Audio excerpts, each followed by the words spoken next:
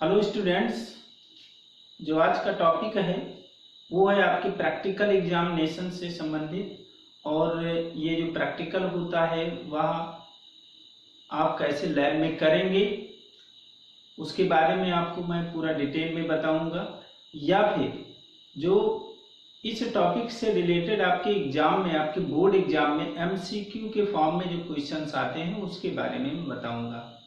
तो यहाँ पर जो प्रैक्टिकल है वो क्या है? वो प्रैक्टिकल है to show experimentally that CO2 is given out during respiration. मतलब यहाँ पे हमें एक्सपेरिमेंटली ये प्रूव करना है कि जो एक्सपेरिमेंटली क्या होता है, रेस्पिरेशन प्रोसेस में CO2 गैस रिलीज होती है, ये हमें प्रूव कर देना है। तो इसको कैसे करेंगे? एक्सपेरिमेंट करके। तो ये आप लैब में एक्सपेरिमेंट कर सकते हैं। कैसे करेंगे वो प्रोसीजर मैं सबसे पहले बताऊंगा। इसके लिए जो रिक्वायर्ड मटेरियल होगी वो मैं बता रहा हूँ। सबसे पहले क्या चीज़ें इस प्रैक्टिकल के लिए क्या चीज़ें चाहिए वो मैं बता दे रहा हूँ। यहाँ पर आप ये देख रहे हैं जो सेटअप यहाँ पे मैं दिखाया हूँ, ये है, इसको बोलते हैं कोनिकल फ्लास्क। ये क्या है? Conical flask.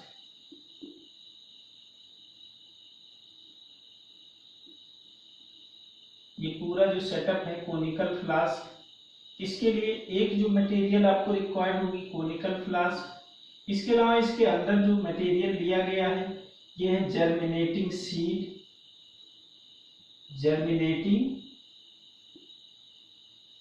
सीड यहाँ पे अंदर, यहाँ पे ये दिखाया गया है, ये है टेस्ट ट्यूब।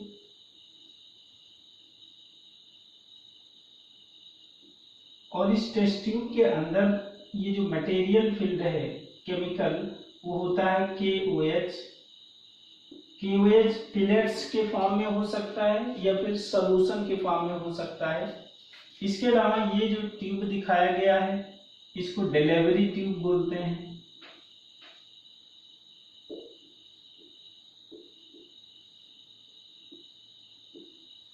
डिलीवरी ट्यूब इस तरह से होना चाहिए कि उसमें दो जगह पर बेंड होनी चाहिए, ये 90 डिग्री पर। इसके अलावा यहाँ पर ये जो है इसको बोलते हैं कॉर्क। ये जो है इसको बीकर बोलते हैं। और इसके अंदर जो भरा होता है वो होता है वाटर। बीकर में वाटर नहीं है। तो जो मटेरियल रिक्वायर्ड है वो क्या होंगे? First one conical flask, germinating seed, test tube, इसके अलावा KOH, और क्या होता है? कॉर्क होता है, इसके ऊपर लगाया जाता है, और डिलीवरी ट्यूब, बीकर और वाटर। इतने मटेरियल की रिक्वायर्ड होगी। इसके अलावा एयर टाइट करने के लिए वैसलीन की जरूरत पड़ेगी। यहाँ पर ये ध्यान रखना, किसकी जरूरत पड़ेगी? वैसलीन। तो जब इतने मटेरियल हैं, ये अगर है आपके पास, तो क्या कर सकते हैं आप? एक्सपेरिमेंटली प्रूव कर सकते हैं कि जो CO2 है वह रिलीज होती है during the process of respiration. अब यहाँ पर क्या होगा, अगर ये मटेरियल आपको मिल जाए तो इस तरह से आपको सेटअप कर लेना है। अब हम देखते हैं कि कैसे ये प्रैक्टिकल करेंगे।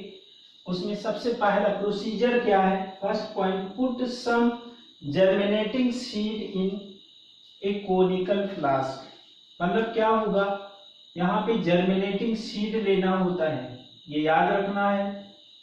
इस प्रैक्टिकल में जो सीड लेंगे वो जर्मिनेटिंग ड्राई सीड नहीं होगा, जर्मिनेटिंग सीड ही होना चाहिए। इन्हें कोनिकल फ्लास्क, पहला स्टेप इस कोनिकल फ्लास्क, ये क्या करेंगे? जर्मिनेटिंग सीड ले लेंगे। इसके अलावा फिर क्या करते हैं? हैंग ये small test tube containing KOH। यहाँ पे देखिए स्मॉल टेस्ट ट्यूब, इसको थ्रेड से बांध करके और इसमें within the conical flask क्या करते हैं? हैंग कर देते हैं, लटका देते हैं। Then close the mouth of the flask with cork. यहाँ पे देखिए इस कॉर्क के हेल्प से क्या करेंगे? इसको बंद कर देंगे। किसके? कोनिकल फ्लास्क के माउथ को। Having a hole in it इसमें एक होल होना चाहिए जिससे क्या है डिलीवरी ट्यूब इसमें से पास हो जाए। Then insert one end of the twice bend delivery tube into the hole of the cork, यानी कार्क के होल में इंसर्ट करेंगे डिलीवरी ट्यूब को, जो बेंड हो दो जगहों पर, ट्वाइस बेंड हो मतलब दो जगहों पर 90 डिग्री में मुड़ी हुई हो ये। Then after make all connection air tight with Vaseline, मतलब यहाँ पर पूरी तरह से इस कनेक्शन को यहाँ पे वैसलीन लगा करके एयर टाइट कर देना है। एयर टाइट का यहाँ पर मतलब है कि एयर इसके अंदर ना जाने पाए, एयर जो वो कोनिकल फ्लास्क के अंदर ना जाने पाए। देन क्या होगा, dip the free end of the delivery tube into the beaker containing water. फिर ये दूसरा एंड होता है, this one is the free end, इसको क्या करेंगे एक बीकर में ले जाएंगे और उस बीकर में क्या फिल्ड होना चाहिए, वाटर। तो इसमें इस तरह से ला करके इसमें डिप करा देंगे। ये ध्यान रखना है कि ये वाटर के अंदर इसका दूसरा एंड डिप होना चाहिए, ये नहीं कि मतलब बीकर में तो कर दिया गया लेकिन वहाँ वाटर में डिप नहीं है, ऐसा अरेंजमेंट नहीं होना चाहिए, वाटर में डिप जरूर होना चाहिए। फिर क्या होगा, next one, leave the apparatus undisturb for 3 to 4 hours, 3 से 4 घंटे के लिए क्या करेंगे, इस पूरे सेटअप को जिस तरह से अरेंज कर दिए हैं उसी तरह से उसको छोड़ देना है 3 से 4 घंटे तक। उसके बाद फिर क्या करेंगे, ऑब्जर्व करेंगे। ऑब्जर्वेशन क्या होगा, the water level rise up in the bent delivery tube, ये वाटर लेवल क्या होगा कि ये बढ़ जाएगा, जैसे यहाँ तक ये था वाटर लेवल, इस डिलीवरी ट्यूब में क्या होगा, ये बढ़ेगा, बढ़ना शुरू कर देगा। अब यहाँ पे ये बन रहा है कि वास्तव में ये जो वाटर लेवल है वो इंक्रीज क्यों हो रहा है, डिलीवरी ट्यूब में ऊपर की तरफ क्यों हो रहा है, राइज अप क्यों कर रहा है, उसका रीजन क्या है आपको पता होना चाहिए। जो जर्मिनेटिंग सीड है, सीड क्या है, ये टाइप ऑफ लिविंग, और लिविंग जो होते हैं वो रेस्पिरेशन करते हैं। तो जो जर्मिनेटिंग सीड रेस्पिरेशन करेंगे, इसके अंदर जो एयर फील्ड है इसके कार्बन डाइऑक्साइड को ये क्या करेंगे, इसके कार्बन डाइऑक्साइड ना हो करके जो इसमें एयर जो फील्ड है उसमें कई चीजें होती हैं, मिक्सचर ऑफ गैसेज होती हैं, उसमें NO2 होता है, O2 होता है और अदर गैसेज। तो इस O2 को ये कंज्यूम करेंगे किस प्रोसेस के लिए, रेस्पिरेशन प्रोसेस के लिए। और रेस्पिरेशन प्रोसेस में आपको पहले बताया जा चुका है कि जो गैस रिलीज होती है वो क्या होती है, CO2। ये जो CO2 होगी यहाँ पे इसके अंदर जो एयर फील्ड है वह एयर, उस एयर में जो ऑक्सीजन है वो कंज्यूम किया जाएगा जर्मिनेटिंग सीड के थ्रू और फिर CO2 रिलीज होगा। अगर ये 6O2 मॉलिक्यूल यूज हुआ तो 6 CO2 मॉलिक्यूल क्या होगा, रिलीज होगा। और यह रिलीज जो होगा वो एब्जॉर्ब हो जाएगा किसके थ्रू, जो यहाँ पर टेस्ट ट्यूब में KOH लिया गया है। ये भी याद रखना है आपको, जो KOH होता है उसका रोल क्या होता है, वो एब्जॉर्ब कर लेता है, एब्जॉर्ब CO2, ये CO2 को एब्जॉर्ब करता है। अब जब ये CO2 को एब्जॉर्ब करेगा, O2 यहाँ कंज्यूम हुआ तो इसके अंदर जो होगा धीरे धीरे जो एयर की क्वांटिटी होगी वो कम हो जाएगी, क्योंकि CO2 जो रिलीज हो रहा है, ऑक्सीजन कंज्यूम हुआ, CO2 रिलीज हुआ, वो एब्जॉर्ब हो गया किसके थ्रू, KOH के थ्रू। तो यहाँ पर क्या बनेगा, वैक्यूम बनेगा, वैक्यूम क्रिएट होगा। वैक्यूम का मतलब इसके अंदर एयर की जो क्वांटिटी है वो रिड्यूस होना शुरू होगी, कम होना शुरू हो जाएगा। और जब कम होगा तो इसके अंदर जो एयर फील्ड है यहाँ पर, वो एयर क्या होगा, उस स्पेस को कवर करने के लिए इधर आएगी और इस कारण से जो वाटर होगा वो ऊपर की तरफ जाएगा। तो इससे ये क्लियर होता है कि रेस्पिरेशन प्रोसेस के थ्रू CO2 गैस क्या होती है, रिलीज होती है। तो यहाँ पे एक्सपेरिमेंटली हम ये प्रूव कर चुके कि रेस्पिरेशन जो प्रोसेस होता है उसमें CO2 गैस रिलीज होता है। अब यहाँ पे जो क्वेश्चंस पूछे जाते हैं आपके एग्जाम में, क्वेश्चंस क्या हो सकते हैं, जैसे यहाँ पे पूरा सेटअप दे दिया गया और इसके स्थान पे केवल ये लिख दिया गया, यहाँ पर क्या हुआ, यहाँ पे B लिख दिया गया, यहाँ पर इसके अंदर ये C लिख दिया गया और भी चीजें हैं, जैसे यहाँ पे D लिख दिया गया। तो फिर आपको करेक्ट लेबल करने को कह दिया गया कि इसका करेक्ट लेबल क्या होगा। तो आपको ये पता है क्या है, this one is the germinating seed. B क्या है, बीकर में वाटर लिया जाता है।